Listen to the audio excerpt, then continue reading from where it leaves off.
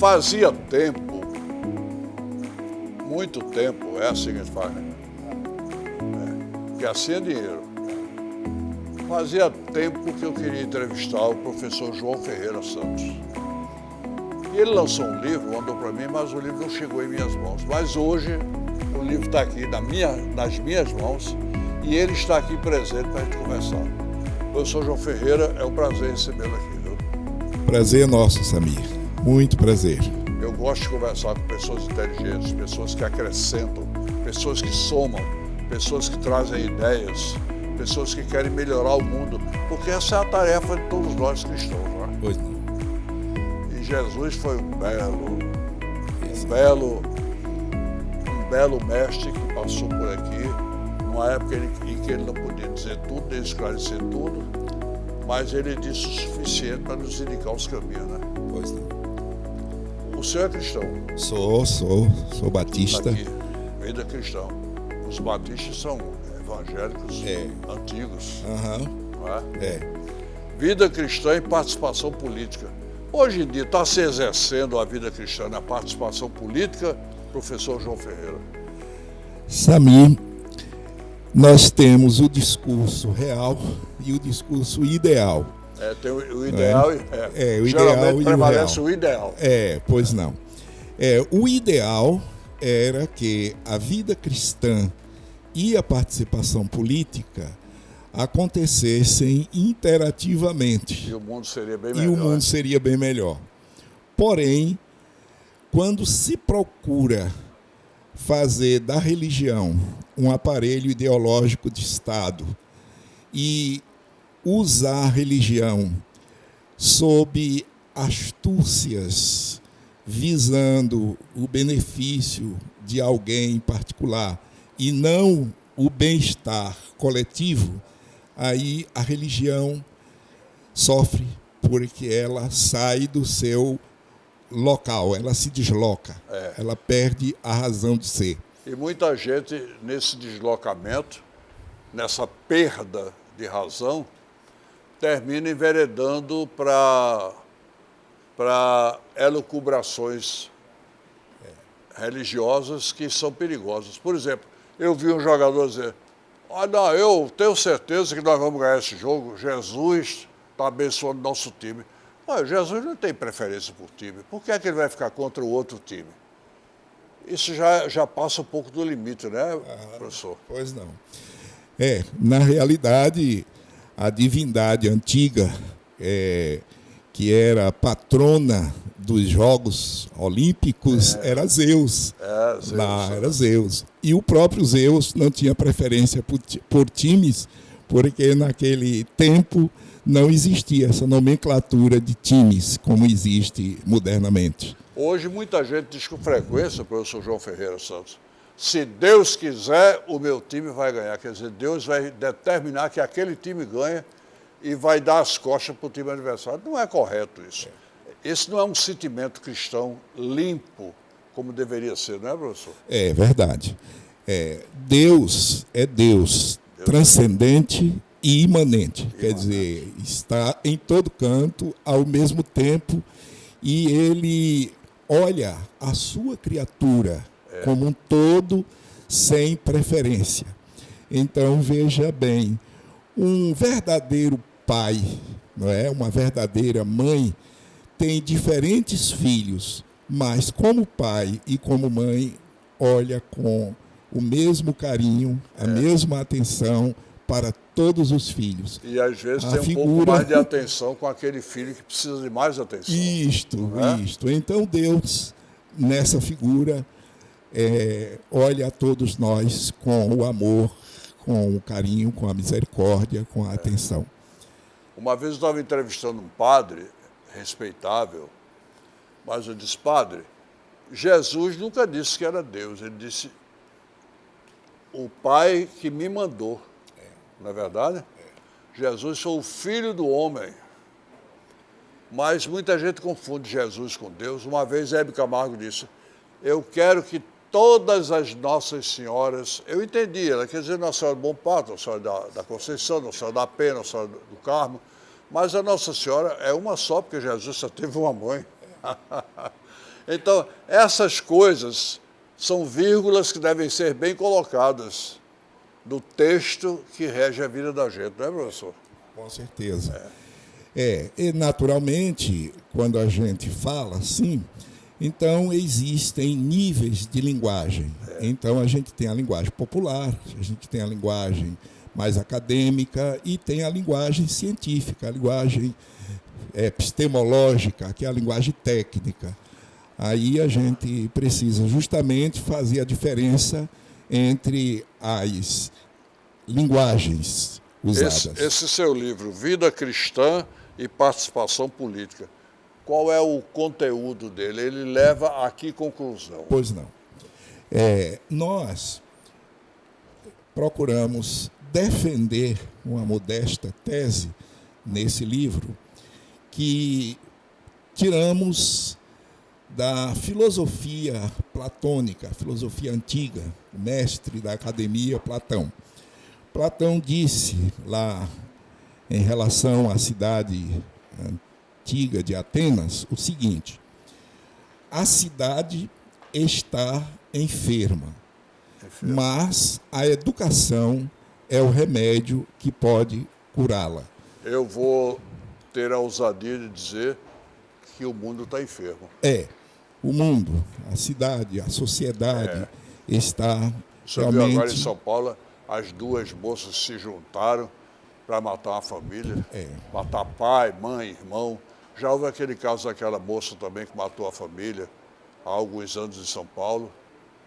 E agora a morte do irmão do deputado federal Gonzaga Patriota em Petrolina, o pistoleiro disse: não, eu recebi um dinheiro para matar o cara porque disse que o cara estava com a ex-mulher dele, de quem mandou matar. Quer dizer, o cara recebe, ainda temos pistoleiro que recebe dinheiro para tirar a vida do seu semelhante, né, professor?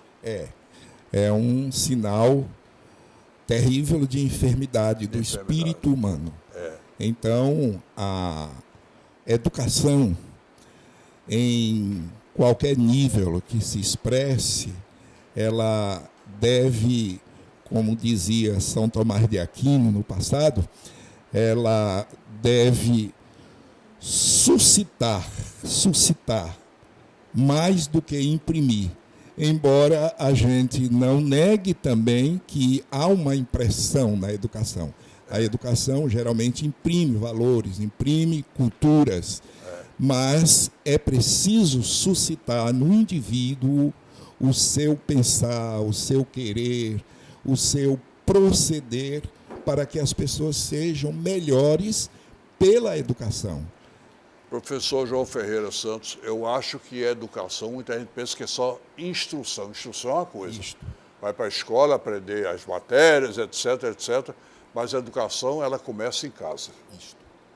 Lá na minha casa, e eu vou dar um exemplo, nunca meus filhos me viram bêbado, nem perdendo a linha moral, nem fazendo, linguagem bem popular, esculhambação, nem ninguém vindo na porta me desacatar, porque a gente deve ter educação já em casa, na hora de comer, na hora de se relacionar.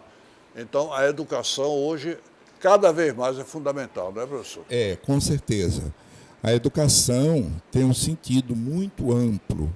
Então, quando os gregos antigos empregaram o termo grego paideia, quer dizer educação, então tem o sentido de suscitar a ideia, as ideias, os pensamentos, os sentimentos, a vontade e, ao mesmo tempo, libertar interiormente o que embaraça a fluidez desses sentimentos. E aí ela não exclui a instrução. Instrução também é uma variante da educação. É o complemento fundamental. Complemento fundamental. Porém, a instrução não deve sobrepor-se à educação. Exatamente. Porque você vê pessoas humildes, educadas. E você vê pessoas cheias de diplomas e anéis, sem mal educação. educadas. Não é verdade? Com certeza. Outro dia, um médico famoso daqui chegou em casa, estava nervoso, estressado, teve um dia muito atribulado. Chegou em casa, o televisor estava ligado bem alto, ele perdeu o controle e deu um tiro no televisor. O prédio todo se escandalizou com a atitude dele. Mas o médico fazer isso. Naquele momento, ele foi um ser humano descontrolado. Faltou a ele o quê? Princípios que o regessem na hora da dificuldade. Isto, com certeza.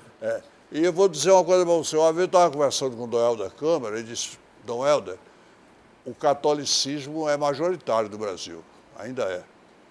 Mas eu lhe digo uma coisa, tem católico, porque tem católico bom, responsável, católico que segue a igreja, católico que se preceitua dentro dos princípios cristãos, mas tem um engolidor de hóstia, o católico da boca para fora. E ele concordou, conversando comigo. Porque, olha, vida cristã e participação política. Onde é que eu quero chegar com esse comentário? Se todos os políticos que se dizem cristãos, porque todos têm uma religião cristã, são poucos, temos 513 senadores, temos, me parece que 90 ou 80 senadores, não, 513 deputados federais, 80 ou 90 senadores, pergunta a todos eles se você encontrar um ou outro, no máximo dois, dizendo que é ateu. Todos são cristãos, né? Seguem religiões denominadamente cristãs. Mas por que a vida política no país, então, não segue o que Jesus nos ensinou? Aí eu vou deixar por conta do professor João Ferreira. Não. Olha, existe uma necessidade premente de educação. Educação tanto para o exercício da vida política, que é a vida literalmente polida para viver na polis, ou seja, a vida educada para a convivência. Para a convivência. E existe também a necessidade de educação para a vida religiosa. Exatamente. A religião não pode ser um instrumento de astúcias para enganar as pessoas, visando tirar proveito. É o tal do ideal que o senhor citou. A questão do ideal. O ideal da religião é que ela converja para o bem das pessoas, para a melhora da vida das pessoas. E uma pessoa religiosa é uma pessoa que está em sintonia consigo mesma, está em sintonia com a natureza, o mundo criado, está em sintonia com o outro, com a sociedade, para estar em sintonia com Deus, que é transcendente em relação a todos. Então, a educação política e a educação religiosa se encontram. Elas não se chocam. Se completam. E eu diria até, se eu estiver errado, por favor, me diga, eu diria até que o sentimento, a responsabilidade, a convicção cristã deve ser a luz da atividade política. Com certeza. Não é verdade? Com certeza. Então, vamos dizer assim, nós temos duas palavras interessantes que definem tanto a atividade religiosa quanto a atividade política. Veja bem, a palavra alinhamento. Muitas pessoas vivem em função de um alinhamento. Se esse alinhamento é ideológico e está a serviço de alguém que quer dominar, ele é prejudicial. Aí, o contrário desse alinhamento seria o discernimento. Então, é necessário que as pessoas, tanto na política, quanto na religião, e em quaisquer outras atividades da vida, saibam discernir.